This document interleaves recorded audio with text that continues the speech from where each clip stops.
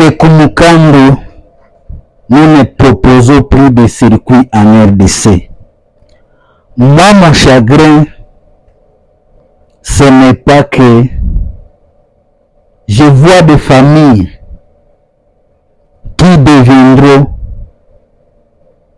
qui seront en chômage à cause de l'acte d'un individu. Parce que les tours opérateurs espagnols, ils développent le tourisme culturel. Et regardez tous ces gens-là. Comment ils seront à chômage. Parce que nous ne sommes pas unis. Nos services ne sont pas unis. On dit que nous, en RDC, après l'indépendance, nous n'avons pas facilité les voyageurs à traverser la RDC. Et c'est un chagrin. C'est ce que nous devons enseigner à nos enfants à l'école. Parce que comment ils trouveront du travail alors que nous sommes incapables d'accueillir les visiteurs?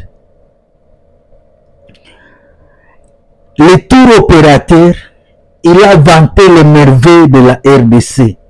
La tradition unique en ce genre, les paysages à couper les soupes, l'eau, mais la mentalité de la population, ça laisse à désirer. On se demande si les ambassades de la RDC sont en colère parce que Visite Rwanda avait conclu des contrats avec Barcelone et le PSG.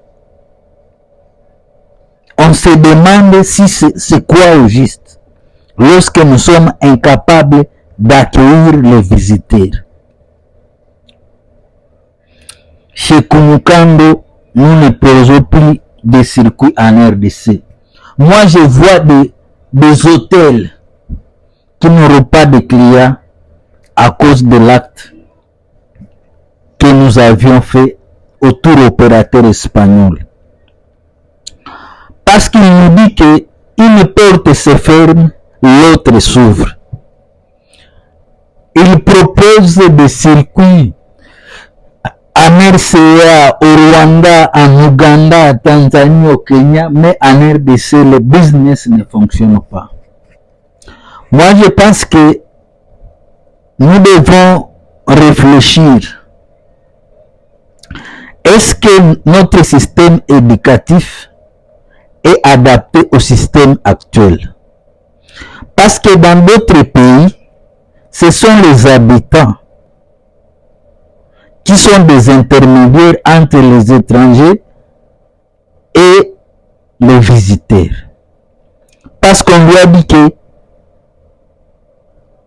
il a obtenu le visa illégalement, il est dans la mafia, et c'est là, on a même appelé l'ambassade de la Belgique, lorsqu'il va quitter Kinshasa pour Bruxelles et aller en Espagne, qu'on puisse le mettre en prison. Vraiment, moi je pense que nous avons un problème de niveau d'éducation. Parce que la question à se poser, comment est-ce que les gens de la DGM sont recrutés? Si vous lisez son observation, il vous dit que en RDC, il y a beaucoup de bureaux à l'intérieur du pays de la DGM. Et chaque personne qui travaille à la DGM, il veut voir les visas de passeport, il veut voir l'ordre de mission, il veut voir par où est-ce que vous avez payé. Il peut vous prendre 2 à 3 heures du temps, alors que le temps c'est de l'argent, pour recevoir le pain de vin entre $20 à $200. Mes chers amis, est-ce que nous sommes éduqués? Moi, j'ai voyagé au Burundi. Je quitte Bujumbura, Gitega, j'ai fait le tour. Mais personne ne m'avait demandé de montrer mon passeport ou ma CPG. Donc moi je pense que nous ne savons pas comment le business fonctionne et qu'on puisse nous apprendre comment le business fonctionne. Je suis en train de dire, tant que le ministère de l'Intérieur, les tours opérateurs et l'ICCN, l'OMT, la division des touristes, si nous tous nous ne travaillons pas ensemble pour développer le tourisme en RDC, nous ne ferons rien. Donc ici nous parlons de la Direction générale des migrations. Il a dit que ce n'est pas tout le monde qui a ça. Il a félicité la DGM de Keng. Personne n'a eu l'intention de demander un pont de vin, la corruption. Mais il a dit à Kisangani, à Kinshasa, à Idiofa, tout le monde veut avoir quelque chose. Il faut savoir que le touriste est comme moi et vous. Lui aussi, il souffre pour avoir de l'argent. Ce n'est pas une banque. Même si vous voyez la peau blanche, ne pensez pas qu'il a beaucoup d'argent plus que vous. Vous les gens de la DGM, vous avez beaucoup de gens plus que eux. Seulement, ils se donnent le loisir de visiter parce que la vie est trop courte pour que nous puissions voir tous les merveilles du monde. Mais si nous enseignons le business, je suis en train de dire, derrière la DGM, derrière les Nations Unies, derrière les ONG, il y a côté business qu'on ne veut pas exprimer.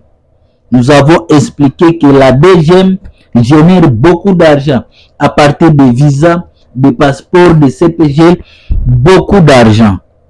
Mais est-ce que nous enseignons à l'école comment développer ce business? Parce qu'ailleurs, on forme comment on peut, dans chaque ville, développer les gens à être capables d'accueillir les visiteurs, utiliser l'internet, comment on peut demander un visa touristique et les choses fonctionnent. Est-ce que nous pouvons faciliter la tâche pour qu'un touriste quitte Bangassou et sort à partir de Ndola? Est-ce qu'il peut quitter à partir de Mwanda pour venir à Mahadji, pour venir à Buni, à Bukavu, ça demander les ponts de vin pour les gens de la migration? Parce qu'on se demande si chaque province a sa propre migration ou bien si le visa de la RDC est pour tous les pays. Parce que dans aucun pays du monde, ce que nous faisons aux touristes en RDC n'est pas compréhensible du point de vue visa. Et je suis en train de dire que même si nous pouvons aller à n'importe quelle université du monde, Oxford, Cambridge, Columbia, mais tant que nous avons la mentalité de vouloir voler, accepter la corruption, ne pas faciliter les services, tout ce que nous ferons tomberont dans l'eau. Nous avons expliqué que nous voulons aller donner 40 millions à AC Milan, AS Monaco pour écrire Visite Rwanda. Mais c'est nous-mêmes qui avons chassé les tours opérateurs espagnols. Est-ce que nous sommes sérieux? Est-ce que les ministres des Sports, les ministres de tourisme et la migration travaillent de commun accord? Parce que nous nous contredisons entre nous. Disons-nous la vérité. Si nous continuons comme ça, nous resterons toujours pauvres malgré nos richesses que nous avons en RDC.